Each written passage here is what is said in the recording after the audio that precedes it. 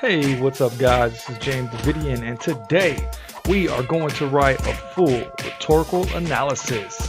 It's going to take us about 20 minutes or so or more, so let's get to it. Alright, the first thing we got to look at is the rubric for AP Language. Now, obviously it's going to be 6 points. The first point is for the thesis. Let's not spend too much time on that. Just make sure we'll talk about the thesis in a few moments.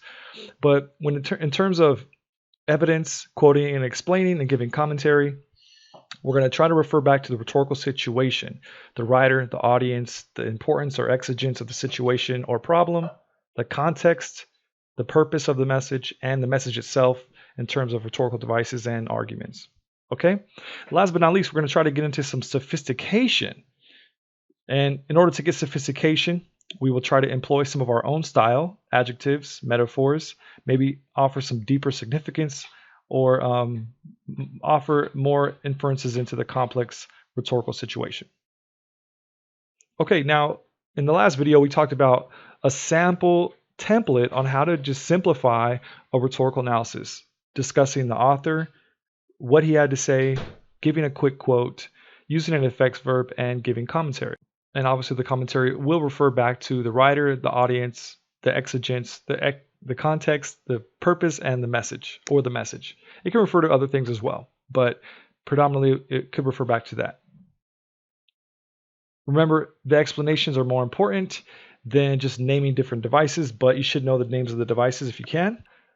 All right. If you also looked at Emily Validis's AP Language College Board live tutorials, you can see that they're very helpful. I recommend taking a look at some of those. And if you look at this clip from her lesson yesterday, she mentions the 2019 AP Lang Question 2 Rhetorical Analysis prompt that we will be writing a full essay on today.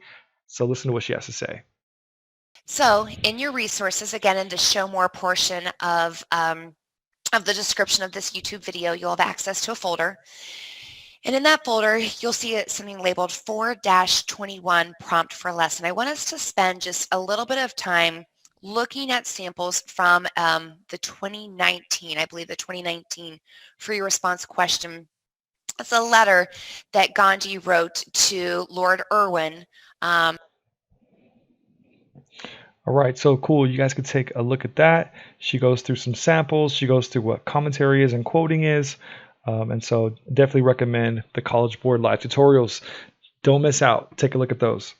All right, so we will be trying to argue why the author wrote and why he said what he had to say to Lord Irwin. But let's go over a few more terms. Now, obviously, in our commentary will begin, hopefully, when we mention an effects verb.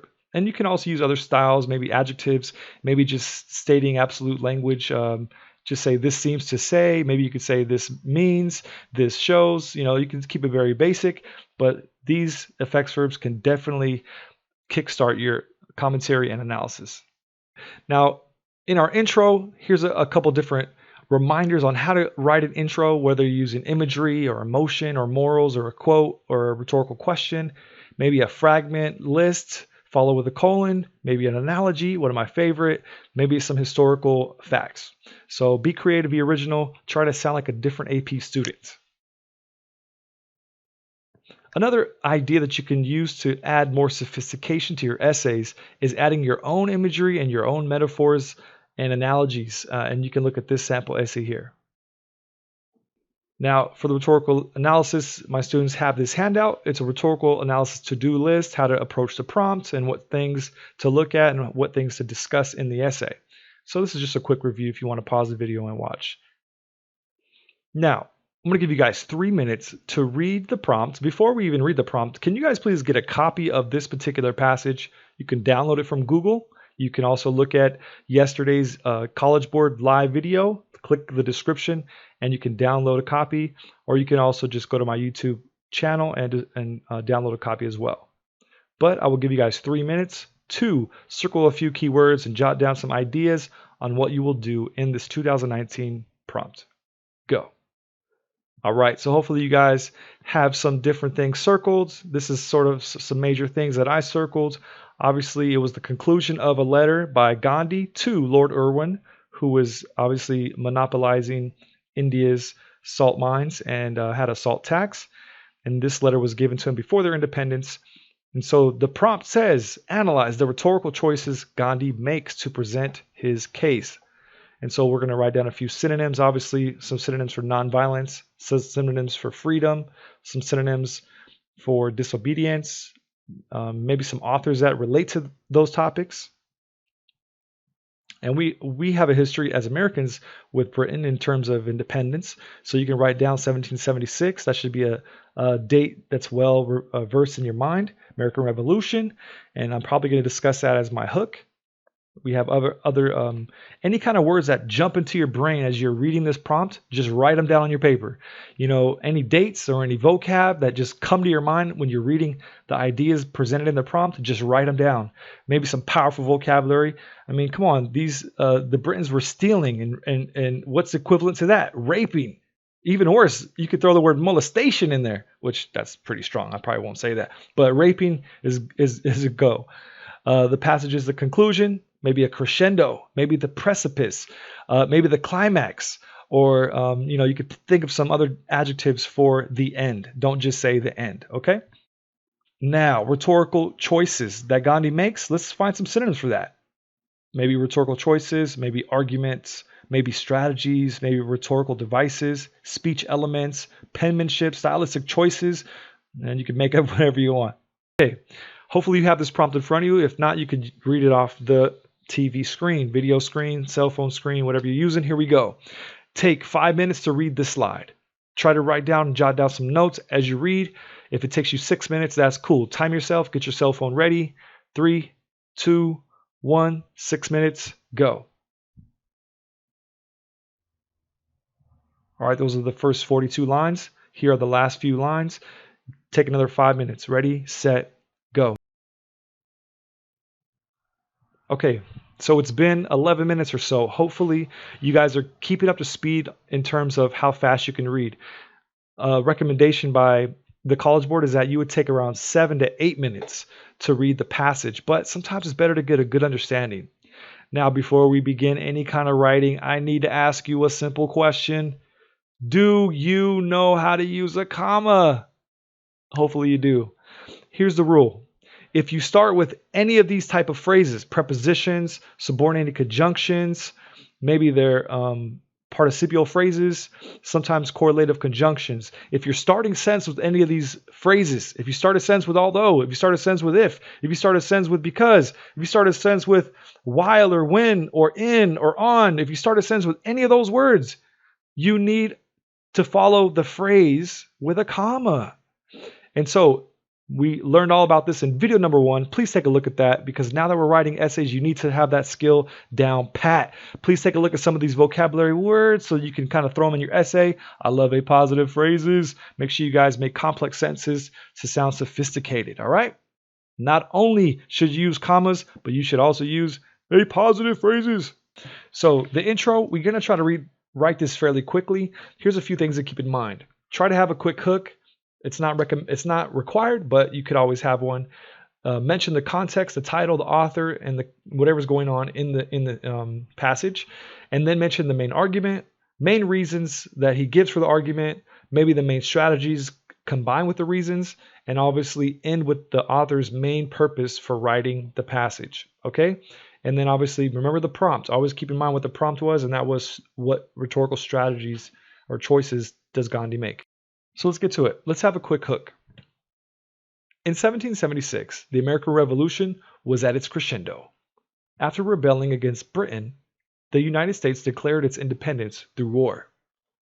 In contrast, India used nonviolence against Britain to fight for its independence.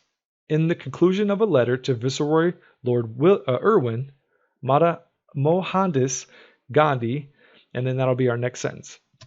So the first thing we see is that we started with an abstract concept that everyone is sort of familiar with here in America, which is the American Revolution, and how obviously our history is definitely related to our topic that we're reading about. So it's a nice hook to segue into the context of what's happening in India at this time. In 1930, India is also fighting for its independence, but in a little difference is that they're using nonviolent methods. So now we get into the context.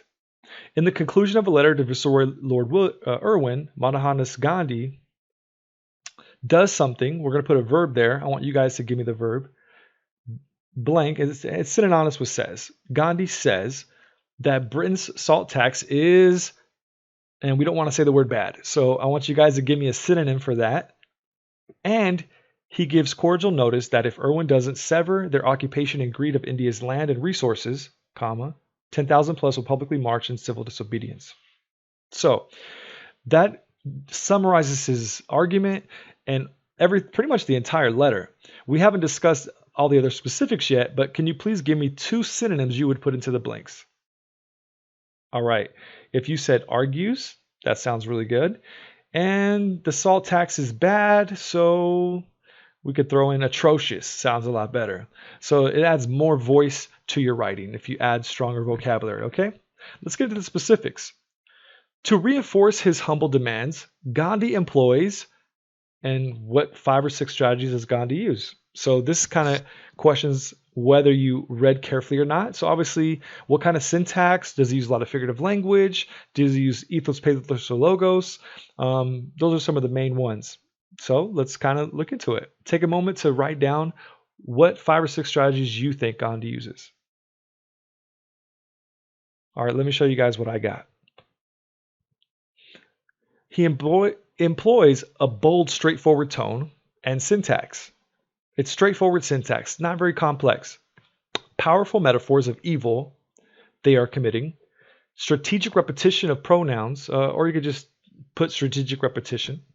Logic to emphasize the injustice.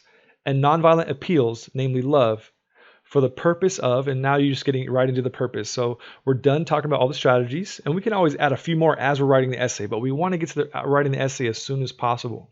But finish with your purpose, or the author's purpose.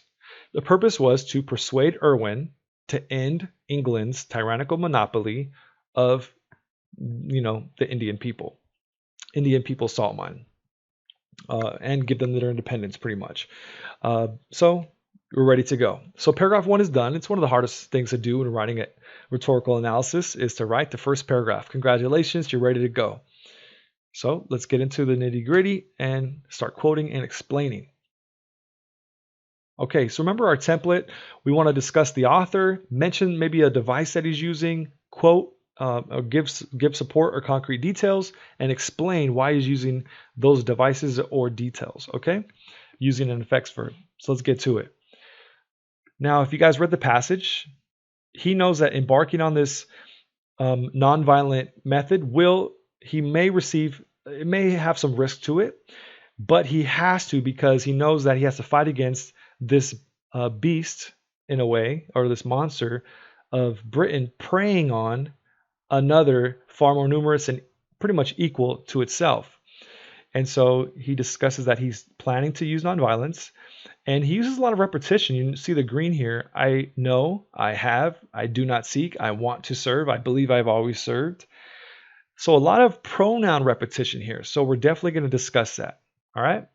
And obviously you can't leave out the strong metaphor or imagery that he's using with preying upon another. So we're going to talk about those 2 main things, the repetition and how Britain is preying on the Indian people. At the end, let's read. At the end of his exchange with Lord Irwin, Mahatma Ghandi utilizes strategic anaphoric repetition, because we know anaphora is repeating the same phrase at the beginning of sentences.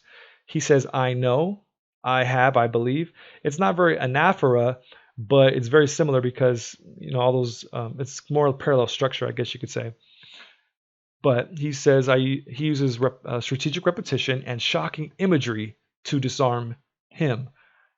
So that's our topic sentence. And now we're going to stick to it. Let's explain and give some quotes. He unashamedly acknowledges he knows of the risks of this protest, but concedes that stopping a nation from preying upon another no less than itself is worth the risk. In this case, it's pretty simple. We're just quoting and just letting this text speak for itself. Sometimes that's a great way to help yourself explain, is just let the text do the explaining for you. All right, so that's tip number 1. But we can't always do that. We do have to sometimes stop and continue the explanation with our own words. So don't forget that. Though we lack the preceding arguments before his final message with Lord Irwin, we see the graphic exigence of the situation. Now, that's my effects verb, graphic exigence, which means preying upon India. And obviously, I'm going to go into further details with a semicolon.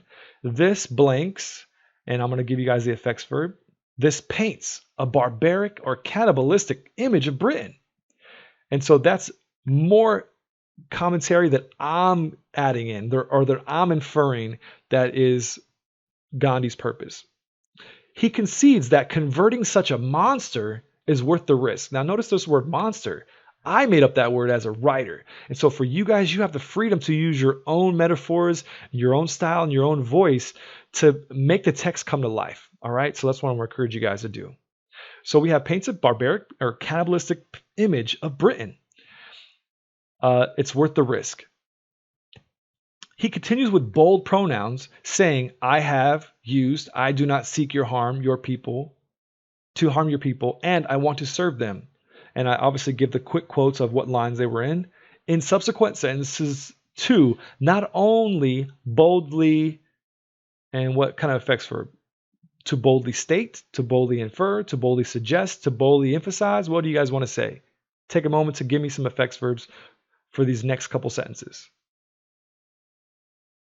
Okay, not only to boldly reinforce his and his nation's independence, but to illustrate, and obviously you can use some different words, his noble motivation to seek this conversion through nonviolence. This seems ironic as most independence is won through war, yet this does what to Gandhi's noble intent? It highlights Gandhi's noble intent to use a weapon of love on his enemies, hopefully softening Britain's heart. And you can change the end of this commentary here. It highlights maybe Gandhi's character, maybe his, his ethics, his ethos, his credibility. You can add in whatever you want to say, but as long as you discuss a little more about Gandhi. Remember, over here, if our commentary constantly refers to the writer, the audience, the exigence, the context, the purpose, or the message itself, we are giving good commentary, okay? Or in other words, if it's going back to your thesis in paragraph 1 or your claim. And so commentary, if it goes back to the writer, audience, exigence, context, purpose, or message, you're referring back to your thesis and you're sticking to the topic. You're saying, hey, Gandhi is a noble guy. We're going to talk more about Gandhi. What does this reveal about Gandhi? What does it reveal about Lord Irwin? What does it reveal about the situation at hand, or the context, or the purpose, or the message? So even if you have to make it up or infer some of these ideas, it's good commentary. All right, so let's keep going. Okay, next few lines. We notice that Britain, he kind of tells Britain a lot of sentences with the word if. If the people join me, their suffering will soften hearts. If we want to sever the British connection, and then he says it's not going to be too easy. If British commence with India being purified of greed, so he has a couple sentences with if, but he's also mentioning the word evil. How many times? Please count how many times he uses the word evil. So in this paragraph, I see at least 3 times, but I think in total he uses it 4 times in the entire essay. So counting is always a good strategy. So he's obviously talking about these metaphors that they're trying to combat evil, and they're trying to remove this evil or be purified of this greed. And so we're going to try to talking about those metaphors, even the metaphor of melting the stony heart. And obviously he's talking about disobedience. But notice he says, I invite you.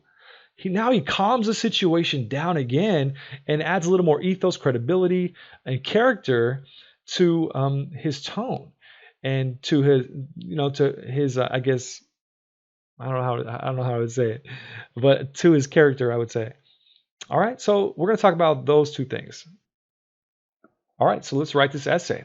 The topic sentence could be something like, another strategic device used is parallel structure, namely, in repeating the subordinate conjunction if followed by the predicate will. Additionally, he incorporates what? You already know. We already said we were going to talk about it. What are we going to talk about? He incorporates a few meticulous, what? All right, let's see if you got it. Metaphors. Good job. Stating if people follow, their suffering will melt Britain's stoniest hearts. Later, when delineating his notice, he juxtaposes, ding, ding, ding. Oh, yes, we use juxtaposes in our essay. You got to. Parallel structure and juxtaposes are two great devices to throw in your essay because authors predominantly use them. So be ready to say those two words. He juxtaposes his nonviolent civil disobedience with combating evils, definitely to show the contrast between India's calm patience and good intent with Britain's vulgar, arrogance, and blank treatment of Indians. Now it's your turn to add in a good adjective for what type of treatment this could be. All right, let's see what you guys wrote. And this is what I wrote.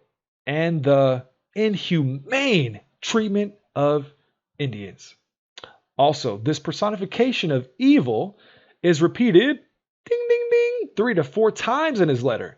No doubt doing what? Right now. Pick an effects verb that will go great right here. It's doing something. What is it doing to the wrongful tax and occupation? Is it revealing it? Is it emphasizing it? Is it highlighting it? Is it arguing it? What is it doing? All right, let's see what we wrote. It is no doubt intensifying this wrongful tax and occupation of a country, blank. At this time, I want you guys to Google search an interesting fact that you can throw in here about Britain, about India, about Britain and India, anything you can think of. Maybe it's how far apart they live. Maybe it's how long they've lived. Maybe it's what their populations are. Give me a good fact that no other AP student could think of. Go. All right, hopefully you guys got some good. Let me show you what I have. I said, of the wrongful tax and occupation of a country 4,700 miles from its own, away from its own. So little tidbits like that add sophistication to your essay because you as an AP student thought of it. All right, let's keep going. We have to talk about this last moment when he gets cordial, when he invites him, emphasizing his ethos. So let's write about that. Ghandi then offers hope that if the British commerce is purified of greed, they will recognize India's right for independence. However, Ghandi then cordially invites Lord Irwin to remove those evils as a way for real conference between equals, demanding India's equality with Britain, but also emphasizing Britain's well-being, or I guess well-wishing toward Britain. Britain's well-being, emphasizing. Doesn't make sense, but we're gonna keep going. Again, this is ironic. This is an ironic understatement compared to what would be expected from rival countries at war. This truly does what for Gandhi's character and love? What does it do to his character? Give me an effects verb. All right. Does it reveal? Does it suggest? Does it emphasize? Does it highlight? Amplify? And I threw a big word in there. Substantiates Gandhi's character and love. And you keep the sentence going. His love for others. Keep it going. We did well. Let's continue. Okay, so obviously Gandhi's going to anticipate if Lord Irwin doesn't listen. But if you cannot see your way to deal with these evils, what is his logical response? We're going to talk about that. They're obviously going to protest. And he discusses the tax, that this is iniquitous and it's a cruel monopoly. And so I said that this was more logic. It definitely is imagery, though. Or maybe it's just, we use the word cruel and iniquitous. It definitely has a little more personification to it, that this tax is evil, if you want to call it personification. And so they're definitely going to talk about that. So the way that I wrote it was that as he arrives to the precipice of his letter, Ghandi incorporates logic. He argues that the SALT Act should never have disfigured the statute book. Now he's getting to the specifics. So I guess when you're giving logic, when you're saying that you're going to march, you have to give specifics. What is the reason why you're going to march or you're going to protest or disobey? And he goes right to the law. And so that's how I relate logic with law. He says, hey, look, the logic is that you were first preemptively made a law against us to pay a tax towards you on our own mind, on our own mine. And so to us, that's illogical. And based on that logic, we are going to protest. And so, but then again, he does add the imagery as well. And hopefully we can talk about that as well. But let's continue. It implies it is thievery and unjust. Here, the logic of Britain's wrongdoing solidifies Gandhi's argument. And so this is our commentary. We're going to spend time on this. It solidifies his argument, their right to protest, and their right for rebelling against paying this tax. Yet, Gandhi, still using if-then statements, anticipates that if they cannot deal with these evils, he shall proceed with not paying this tax, illustrating his preparation and resolve. His logic is coupled with two more metaphors, calling the tax the most iniquitous of all and a cruel monopoly against the poor. Now, we have to spend time explaining these metaphors. Therefore, his logical syntax and metaphors do what? They amplify the situation, the exigence of the situation, emphasizing that the rape, and this is where we're getting figurative here, we're using our own figurative language here, emphasizing that the rape and pillaging of his people must end. And hopefully this conclusion will leave a repugnant taste in Lord Irwin's mouth enough to comply. And obviously that's my own style, but if you don't want to say repugnant taste in Lord Irwin's mouth, maybe you can use hammer or nail or drill or fire. You know, you could use any other metaphors or similes that you'd like. For me, I wanted to use the word repugnant, and so I threw that in there. But maybe take a time to leave your own imagery here. All right, guys, you're doing great. If you're using your own imagery and your own metaphors when you're explaining, then you're being sophisticated in your style, and you're going to most certainly get that sophistication point, number 6. All right, guys, we have one more paragraph. Keep going, guys. Don't give up. Let's keep going. Now, notice how many times he uses the word I in this letter. It is like 20 times, because I think I counted 21. But it is a lot of times he uses the word I. And I don't want to spend too much time on that, but it is good to know.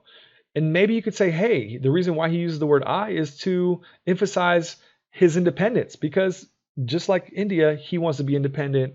And so by using the word I so much, it does emphasize India's independence from Britain. And so maybe it's just a sort of a subtle emphasis that he's trying to use against Irwin. But obviously he says, I do not want to embarrass you. This has to build Gandhi's credibility even further.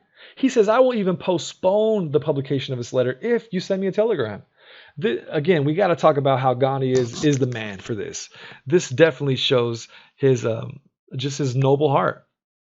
And we'll continue to go down. It says, however, if you do not respond, you're not going to persuade me either way. We're going to continue forward.